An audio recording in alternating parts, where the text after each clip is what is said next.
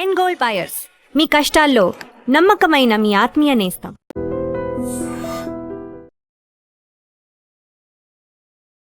నమస్కారం, welcome to I dream.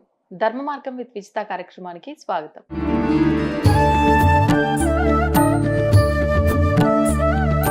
ప్రస్తుతం మనతో పాటు ఉన్నారు ప్రముఖ ఆధ్యాత్మికవేత్త శ్రీమతి బట్టిప్రోలు విజయలక్ష్మి గారు. ఇప్పుడు అమ్మతో మాట్లాడి మరిన్ని విషయాలు తెలుసుకుందాం. నమస్కారం అమ్మా. నమస్కారం అమ్మా. అమ్మ, ముఖ్యంగా శని గ్రహం వల్ల ఇబ్బంది పడే వాళ్ళు అందరూ దాదాపుగా పడుతూనే ఉంటారు. అంటే వాళ్ళ జాతకంలో ఏదో ఒక శని పీరియడ్ అనేది నడుస్తూనే ఉంటుంది. అష్టమ శని అని, అర్ధాష్టమ శని అని, ఏలినాటి శని అని. ఇంక ఈ శని నన్ను పట్టి వదలనేమో, నా జీవితాంతం ఇట్లా పట్టి పీడిస్తూనే ఉంటాడేమో అనుకుంటూ ఉంటారు ప్రతి ఒక్కరు కూడా. ముఖ్యంగా వాటి నుంచి బయటపడాలి అని అంటే మొత్తానికి తప్పించుకోకపోయినా కొంతలో కొంత తగ్గించుకునే అవకాశం ఉంది అని అంటూ ఉంటారు. మరి అలాంటి ఒక మంచి రోజే రాబోతోంది శని త్రయోదశి. ఆ రోజున మనం ఆయనకు సంబంధించి ఏం చేసినా కూడా మంచి ఫలితం ఉంటుంది. వాటి ఇబ్బందుల నుంచి మనం బయటపడతాము అని అంటారు. మరి ఏం చేయాలి ఆ రోజున, దాని గురించి వివరించండి. ఇక్కడ ఒక చిన్న కరెక్షన్ చెప్తా. అలాగే అమ్మా. శని ఒక్కరే బాధిస్తారు అనేది కాదు, అన్ని గ్రహాలు బాధిస్తాయి. ఓకే. ప్రతి గ్రహానికి అంటే ఒక చోట నీచమైన ప్రదేశం, ఇంకో చోట అంటే నీచ స్థానం, ఉచ్చ స్థానం అని ఉంటుంది. అది మంచి స్థానంలో ఉన్నప్పుడల్లా మన జాతకంలో, ఎవరి జాతకంలో వారికి. నాకు ఇక్కడ జ్యోతిష్యం రాదు, జనరల్ నాలెడ్జ్ మీదను కొంతవరకు తెలుసుకున్న దాని మీద చెప్తున్నా. తప్పనిసరిగా ఇప్పుడు గురుబలం లేకపోతే ఏ పనులకు వెళ్ళినా ఎక్కడ ఏమీ కావు. అవును. అసలు మన మొహంలో తేజస్సే కనిపించదు. గురువు అంటే బృహస్పతి, ఆయన సరిగా లేకపోతే మనకున్న విద్య కానీ ఏమున్నా కూడా అవి రాణించవు. అర్థమైందా? అన్ని వృధానే. కుజబలం లేకపోతే, కుజుడు సరిగ్గా మనకి కావాల్సిన చోట ఉండకపోతే వివాహాది కార్యక్రమాలు సరిగ్గా కావు. ఒకవేళ అయినా కూడా ఆ వివాహం సరిగ్గా నిలబడదు. అంటే ఉదాహరణకు రెండు చెప్తున్నా. Okay okay. చంద్రుడు బాగలేడు అనుకుందాం, ఎప్పుడు చూసినా మనసు అల్లకల్లోలంగా ఉంటుంది, పిచ్చెక్కినట్టు ఉంటుంది. ఒక్కొక్కసారి నాకు అసలు బాగుండట్లేదు అంటాను చూడండి. శారీరకంగా కాదు, మానసికంగా. అది చంద్రుడి వల్ల.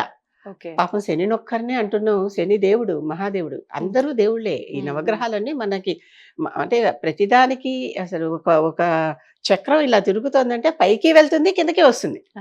అవునా? కనుక అన్ని దశలు అన్ని గ్రహాలకి ఉంటాయి. కనుక శని ఒక్కరిని అనొద్దు.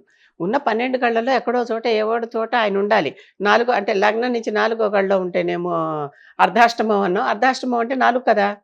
8వ గళ్ళలో ఉంటేనేమో అష్టమ శని అంటున్నాం. అవి రెండు కాకుండా అసలు ఏనాటి శని అనేది ఏంటంటే అప్పుడప్పుడు ఒకసారి 30 ఏళ్ళకు ఒకసారి అది తిరుగుతుంది చక్రం. 7.5 ఏళ్ల పాటు ఉంటుంది. Okay okay. అంటే మన జన్మ గడిలో కాకుండా, లగ్నం గడిలో కాకుండా ఒక గడి ముందర అక్కడ 2.5 ఏళ్ళు ఉంటుంది. ఆ జన్మ లగ్నం గడిలో 2.5 ఏళ్ళు ఉంటుంది, తర్వాత 2.5 ఏళ్ళు ఉంటుంది. మొత్తం కలిపి 7.5 ఏళ్ళు ఉంది. ఈ 7.5 ఏళ్ల పాటు ఇవన్నీ మనకు కొంచెం ఇబ్బందులు కలుగుతూనే ఉంటాయి. కానీ శని ఎలాంటి వాడంటే వచ్చేటప్పుడు మంచి చేస్తే వెళ్ళేటప్పుడు కొంచెం ఏదో ముట్టికాయ ముట్టి వెళ్తాడు. 1, 2, 10 మన యోగ్యతను బట్టి, మన అర్హతను బట్టి. అంటే ముట్టికాయలు కూడా అర్హతను బట్టే చెప్తున్నాను, మనం చేసుకుని మన వెనకాల ఉన్న సంచితాలను బట్టి.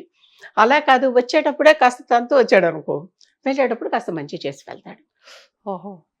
ముందు మనకు పాజిటివ్ ఉంటే తర్వాత నెగిటివ్ ఉంటుంది, ముందు నెగిటివ్ ఉంటే పాజిటివ్ గా ఉంటుంది. తర్వాత మనకి ఎంటర్ అయ్యేటప్పుడు ఎట్లా ఎంటర్ అయింది అని చూసుకుంటే, వెళ్ళేటప్పుడు ఎంటర్ అయ్యేటప్పుడు బాగుంటే వెళ్ళేటప్పుడు కొంచెం జాగ్రత్తగా ఉంటే మంచిది. ఎంటర్ అయినప్పుడే దెబ్బలు తగులుతూ వస్తే వెళ్ళేటప్పుడు బాగా వెళ్తాడు. ఏదో ఒక మంచి చేసి వెళ్తాడు అంటూ ఉంటారు. ఇది అర్థమేమో. అసలు శని టైంలో చక్కగా మంచి మంచి ప్రమోషన్స్ వస్తాయి, చక్కగా పెళ్లిళ్ళు అవుతాయి, బోల్డ్ గృహయోగాలు వస్తాయి, ఎన్నో ఇలాంటివన్నీ చాలా చాలా ఉన్నాయి. కనుక శనిని చూసి అలా అమ్మో ఈయన అని అనుకోవాల్సిన అవసరం లేదు.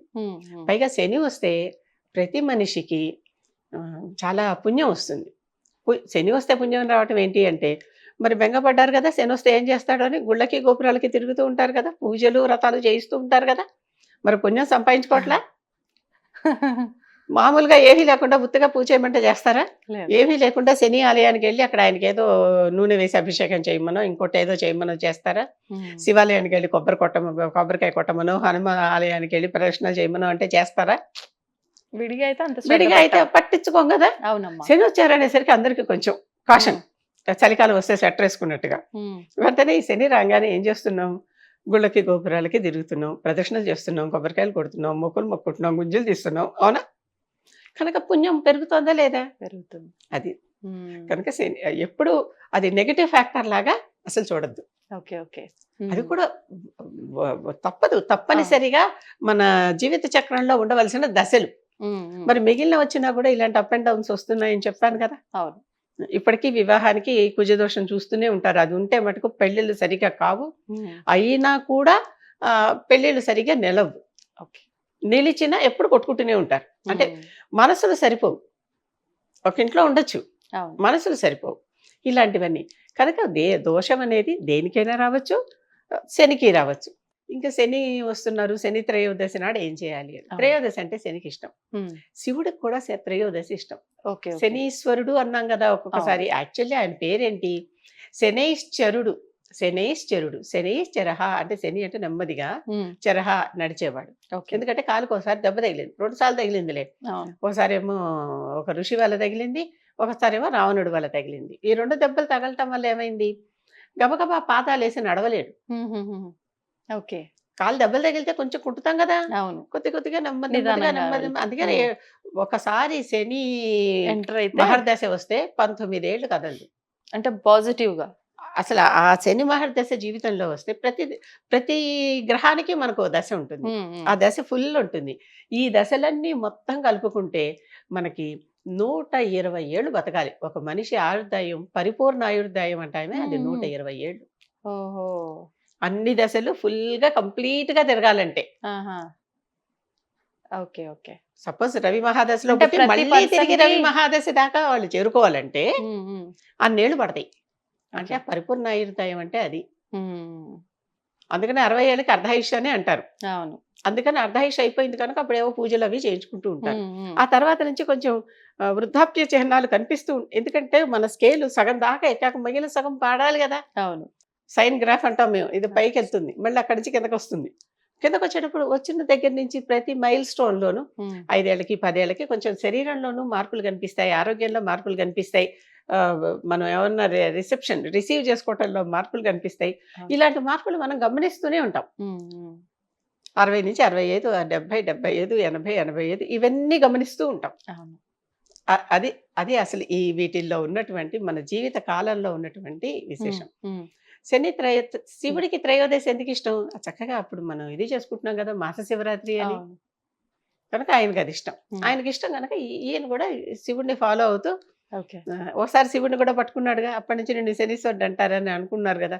కనుక ఈ రకంగా శివుడికి ఇష్టమైనటువంటి త్రయోదశి ఈయనకు కూడా ఇష్టం. అంతే తప్పితే మరొకటి కాదు. అంటే ఆ రోజు శివాభిషేకం చేస్తే అసలు శివుడికి కానీ హనుమంతుడికి కానీ ఏమి చేసినా ఆయనకి ఇష్టం. శనికి ఇష్టం. శనికి ముఖ్యంగా తైలాభిషేకం. నలుపు రంగు ఇష్టం కనుక ఆ రోజు నల్ల బట్టలు వేసుకోవటం. అందరికీ ఒక చిన్న సూక్ష్మమైన ఉపాయం చెప్తా, చాలా తేలిక ఉపాయం. ఇలాంటి శని దోషంతో బాధపడుతున్నాము అనుకునే వారందరూ శనివారం నాడు నల్ల ప్రమిదలు దొరుకుతాయా బయట బజార్లో? నల్లమట్టితో ప్రమిదలు, ఎర్రమట్టి కాకుండా నల్లమట్టి ప్రమిదలు, అవో డజనో ఎన్నో తెచ్చేసుకోండి. ఆ నల్లమట్టి ప్రమిదల్లో నల్ల బట్ట దొరుకుతుంది కదా, దొరుకుతుంది. లేకపోతే ఏదైనా ఒక చీరఫాలు కొనుక్కుని ఇంత ముక్కలు కట్ చేయండి. ఆ నల్ల బట్టలో నల్ల నువ్వులు వేసి మూట కట్టి, నల్లదారంతో మూట కట్టి, అంత నలుపే, దాన్ని ప్రమిదలో పెట్టి పైన ఇలా ఒత్తిలాగా పెట్టండి. మూటని ఇలా ఒత్తిలాగా చేయొచ్చు కదా. చేసి దాంట్లో నల్ల నువ్వుల నూనె వేసి శనిదేవుడి దగ్గరికి వెళ్ళి, అంటే ఆలయంలో నవగ్రహాలు ఉన్న చోటుకి వెళ్ళి అక్కడ శనిదేవుడు ఎదుర్కొండా ఈ దీపం మీ చేతులతో మీరు వెలిగించుకోండి. ఇంకా భయపడక్కర్లా. ఇంకా he will take care of. నల్ల నువ్వుల నూనె నల్ల బట్టలో నల్ల నువ్వులు వేసి నల్లదారంతో ముడికట్టి పైన ఇలా ఒత్తిలాగా వదిలి నల్ల ప్రమిదలో, మట్టి ప్రమిదే, నల్ల మట్టి ప్రమిదలో వేసి అది ఆయన దగ్గర పెట్టేసి ఒక్క దీపం చాలు, ఒక్క దీపం చాలు. ఆ ఒక్క దీపం ఆయన దగ్గర పెట్టేయండి. ఇంకా బెంగపడక్కర్లా. ఆ దోషం ఏదో ఆయన చూసుకుంటాడు. మన మీద ఆయన తృప్తిపరిచాం కదా, అంతే. ఆ దోషం ఆయన తీర్చేస్తాడు. ఇంకా మీ దగ్గర నూనె మిగిలితే ఆ నూనెతో ఆయన నెత్తి మీద కూడా కాస్త పోయండి ఆ విగ్రహానికి. శనివారం నాడు ఈ పని చేస్తే ప్రభాతం, ప్రదోషం ఈ 2 సమయాల్లో మీకు ఏ రోజు ఏ టైం, అందరికీ పొద్దున కుదరదు, అందరికీ రాత్రి కుదరదు. ఇప్పుడు మనం బయట దేశాల టైముల్లో ఉద్యోగాలు చేయటం కూడా ఎక్కువైపోయింది కనుక పొద్దున్న లేచి వెళ్ళే వాళ్ళు ఉంటారో ఉండరో, వాళ్ళు కనీసం సాయంత్రం వెళ్ళండి. కానీ ఈ 2 టైముల్లో మీరు కష్టపడుతున్నప్పుడు మీరు కూడా కష్టపడాలి కదా. కనుక ఒకసారి ఇది చెయ్యండి, అన్ని దోషాలు నివారింపబడతాయి. హాయిగా శివునికి దండం పెట్టుకుని శనేశ్వరాయన మహా అనుకోండి, నైనా కాపాడు, ఇబ్బంది వచ్చినా తేలిక వెళ్ళిపోయేలా చూడు అని దండం పెట్టుకోండి, అయిపోయింది. ఓకే. అమ్మ మామూలుగా పితృదేవతలకు సంబంధించి అంటే చనిపోయిన వారికి సంబంధించి తర్పణాలు వదులుతూ ఉంటాం. ఉమ్. కానీ ఇది విశేషంగా మగవారు మాత్రమే చేయాలి. ఆడవారు అసలు తర్పణాల కార్యక్రమాలు ఇలాంటి వాటి జోలికే వెళ్ళకూడదు అంటారు. కానీ మాతృగయలో మాత్రం ఆడవారు కూడా ఇలాంటి కార్యక్రమాలు చేయొచ్చు, చేస్తున్నారు ప్రస్తుతం కూడా అని చెప్పి విన్నాను. అది ఎంతవరకు వాస్తవం? ఇది వాస్తవమే. మొదట మీరు ఒక మాట చెప్పారే, మగవాళ్లే తర్పణాలు వదులుతారు, ఆడవాళ్ళు వదలరని. అది కూడా అన్ని చోట్ల నిజం కాదు. ఇప్పటికీ మన తెలుగు దేశాల్లోనే ఆ గోదావరి ప్రాంతంలో కొన్ని చోట్ల ఆడవారు కూడా వెళ్ళి తర్పణాలు వదులుతారు. చనిపోయిన తర్వాత ధర్మోదకాలు అని చేసేటప్పుడు ఆడవాళ్ళు కూడా చేస్తారు. ఇప్పటికీ కొన్ని కులాల్లో అంటే వాళ్ళకి అలా వంశాచారంలాగా వచ్చింది. ఆడవాళ్ళు కూడా దహనం చేసేప్పుడు శ్మశానానికి వెళ్తారు. గమనించారా ఎప్పుడైనా? ఆడవాళ్ళు కూడా దహనం చేసేప్పుడు వెళ్తారు, వాళ్ళు కూడా అది విట్నెస్ చేస్తారు. అఫ్ కోర్స్ అక్కడ చేసేవాడు మగవాడు అయి ఉండొచ్చు, ఆ నిప్పు పెట్టే తల కొరివి పెట్టేవాళ్ళు మగవాళ్ళు అయి ఉండొచ్చు, విట్నెస్ చేస్తారు వీళ్ళందరూ కూడా. కొన్ని కులాల్లో అయితే అసలు ఆడవాళ్ళు శ్మశానాలకే రాకూడదు అనేటటువంటి నియమం ఉంది. ఇప్పుడు మా ఫ్యామిలీలో తల్లి తండ్రి ఉన్నవాడు శ్మశానానికి వెళ్ళడానికి పనికిరాడు. అవునా? అంటే పొరపాటున ఎవరి దగ్గరికైనా ఎవరైనా పోతే మనం ఒకసారి వెళ్ళాల్సి వస్తుంటుంది కదా, బంధువుల్లో కానీ స్నేహితుల్లో కానీ. తండ్రి తల్లి బతికుండగా వీళ్ళు వెళ్ళకూడదు. అంటే ఎవరైనా కనీసం ఒకళ్ళైనా వెళ్ళిపోయి ఉంటే వెళ్ళేటటువంటి శ్మశాన సందర్శనం మొట్టమొదటిసారి తల్లికో తండ్రికో జరిగినప్పుడు మాత్రమే వెళ్ళాలి. అది నియమం. అలా అలా కుటుంబాన్ని బట్టి ఆచారాలు ఉంటాయి, ఎవరి ఆచారాలు వాళ్ళు పాటిస్తారు. ఆచారం అంటే ఆచరించేదే ఆచారం. ఏది మనం ఆచరిస్తూ పోతూ ఉంటామో అదే ఆచారం, అంతకు మించి ఇంకొక ఆచారం కాదు ఇది. ఇక్కడ భాగవతంలో తృతీయ స్కందంలో మనకి కపిల మహర్షి జననం, కపిలుడు అంటే సాక్షాత్తు విష్ణుమూర్తి అవతారం, ఆయన జననం అది కనిపిస్తుంది. దేవహూతిని కర్దముడికి ఇచ్చి వివాహం చేసినప్పుడు వాళ్ళకి ఆడపిల్లలు పుడతారు. ముందర 9 ఆడపిల్లలు పుడితే వాళ్ళందరినీ ఋషులకు ఇచ్చి వివాహం చేస్తారు. అంటే కన్యాదానం కూడా తప్పనిసరిగా ప్రతి వ్యక్తి జీవితంలో చేసుకుని ఉండాలి. మగపిల్లలే కావాలి అనుకోవటం కాదు. నాకు 2 మగపిల్లలు దేవుడిచ్చాడు, నేనేం చేయలేను. ఆ రోజుల్లో మేమే వీళ్ళే కావాలని ఏమి మేము ప్రయత్నాలు చేయాల, పుట్టింది వాళ్ళే. కానీ ఆ ఆడపిల్లలకి 9 మందికి కన్యాదానం చేస్తారు వీళ్ళిద్దరు, దేవహూతి కర్దముడు. చేశాక కపిలుడు కొడుకు కూడా పుడతాడు. ఈ కపిలుడికి కూడా చేయాల్సినటువంటి ఉపనయనాది కార్యక్రమాలన్నీ చేశారు. చేశాక ఈ వీళ్ళందరూ తపస్సులు, ప్రజాపతి, కర్దముడు ప్రజాపతి. వీళ్ళందరికీ అయ్యాక కర్దముడు ఏం చేశాడు, మరి నేను కావాలని మీ నాన్నగారు వచ్చి నేను పెళ్లి చేసుకోమని అడిగితే నేను నా తపస్సును పక్కన పెట్టి నిన్ను పెళ్లి చేసుకుని మళ్ళీ సంసారంలోకి వచ్చి నీకు అన్ని సుఖోపభోగాలన్నీ, కర్దముడు తన శక్తితో తపశ్శక్తితో కదిలేటటువంటి ఒక విమానాన్ని, ఒక పెద్ద పురాన్ని సృష్టిస్తాడు. దాంట్లో సమస్తం ఉంటాయి. చాలా కాలం ఈవిడ కర్దముడికి దేవహూతి సహాయం, అంటే తపస్సులో ఈయన సాయం చేసింది. నీకు సేవ చేసి చేసి నేను నీరసించిపోయాను, ఇప్పుడు నా శరీరం సంసారానికి సిద్ధంగా లేదు, నాకు బోలెడు ముందర శక్తి కావాలి, దానికి చక్కగా కావాల్సినటువంటి నగలు నాణ్యాలు పట్టు చీరలు అన్నీ కావాలి నాకు, అవన్నీ ఉంటే చక్కగా అప్పుడు మనకి సుఖం మీద ఆశ మడుతుంది, మనసు వెళ్తుంది, కనుక అలా కావాలన్నది. అనేసరికి అవన్నీ తన శక్తితో సృష్టించి ఈ 10 మంది పిల్లల్ని కన్నాడు. కన్నాక ఆయనంతా అయిపోయింది కదా, ఇవన్నీ అయిపోయాక నేను వెళ్ళిపోతాను, నీకు ఈ పురం ఇదంతా ఇలాగే ఉంది కదా, చక్కగా హాయిగా నువ్వు ఇక్కడ ఉండమన్నాడు భార్య. నేను తపస్సుకు వెళ్ళిపోతున్నాను అన్నాడు, ఆయన వెళ్ళిపోయాడు. కపిలుడు కూడా వచ్చి, అమ్మ నేను అసలు సంసారం చేయడానికి పుట్టలేదు, నేను మహర్షిని, నేను తపస్సు చేసుకోవడానికి వెళ్ళిపోతాను, నేను సాక్షాత్తు నారాయణ స్వరూపం, నేను వెళ్ళిపోతానన్నాడు. అని అతను అతను వెళ్ళిపోయి సిద్ధపూర్లో తపస్సు చేసుకుంటున్నాడు, బిందు సరోవరం దగ్గర. ఈ బిందు సరోవరం దగ్గర భక్తులు తపస్సు చేసుకుంటుంటే చూసి మహావిష్ణువుకి మహదానందం కలిగి కళ్ళ నుంచి ఆనందాశ్రువులు రాలేట. హర్ష బిందు రాలితే ఆ హర్ష బిందువులు వచ్చిన దాంతో ఏర్పడినటువంటి సరోవరాన్ని బిందు సరోవరం అంటారు. ఇప్పటికీ ఉంది, కాకపోతే ఎండిపోయి కొంచెమే ఉంది ఇప్పుడు. ఆ హర్ష బిందు సరోవరం అది ఉంది. అక్కడికి వెళ్ళి కపిలుడు తపస్సు చేసుకుంటున్నాడు. తపస్సు చేసుకుంటుంటే దేవహూతి, ఏమిటో నన్ను మా నాన్న తీసుకొచ్చాడు, ఎవరికో ఇచ్చి పెళ్లి చేశాడు, వాళ్ళతో పిల్లల్ని కన్నాను, సంసారం చేశాను, కొడుకు పుట్టాడు, కూతుళ్ళకు పెళ్లి చేశాను, వాళ్ళని పంపించేశాను, మరి కొడుకు పుడితేను వీడు తపస్సుకొని వెళ్ళిపోయాడు, ఇప్పుడు నా సంగతి ఏంటి? స్త్రీ అడిగింది, ఆవిడ స్త్రీకి సంకేతం, నా సంగతి ఏంటి? వీళ్ళందరికీ నా ముక్తి మోక్షం నాకు రావద్దు? అంతేగా, నీకు పిల్లల్ని కనటమే నీకు ముక్తి అంటే కనీసాన్ని అయిపోయింది, ఇప్పుడు నాకేంటి అని అడిగింది. అనేసరికి కపిలుడి దగ్గరికి వెళ్ళింది. వెళ్ళి నా కొడుకు నువ్వు, తల్లిని చివరిదాకా చూడాల్సిన బాధ్యత కొడుకుది కదా, అవును. మరి నాకేం చేస్తావో చెప్పమని అడిగింది. అప్పుడు ఉమ్. తల్లిని కూర్చోబెట్టి, దేవహూతిని కూర్చోబెట్టి కపిలుడు ఉమ్. మొత్తం సాంఖ్య శాస్త్రం అంతా బోధించాడు. ఓకే. సాంఖ్యం అంటే ఆత్మబోధ. ఆహా. ఆయన చెప్పిన సాంఖ్య శాస్త్రాన్నే సాంఖ్యయోగంగా కృష్ణుడు చెప్పాడు భగవద్గీతలో, ఆత్మబోధలో శంకరుడు, అందరూ రాశారుగా ఆత్మబోధ. కనుక ఇవన్నీ వచ్చినాయి. ఉమ్. వ్యాసుడు రాసిన మహాభాగవతంలో, శ్రీమద్ మహాభాగవతంలో తృతీయ స్కంధంలో ఈ వివరాలన్నీ ఉంటాయి. ఓ.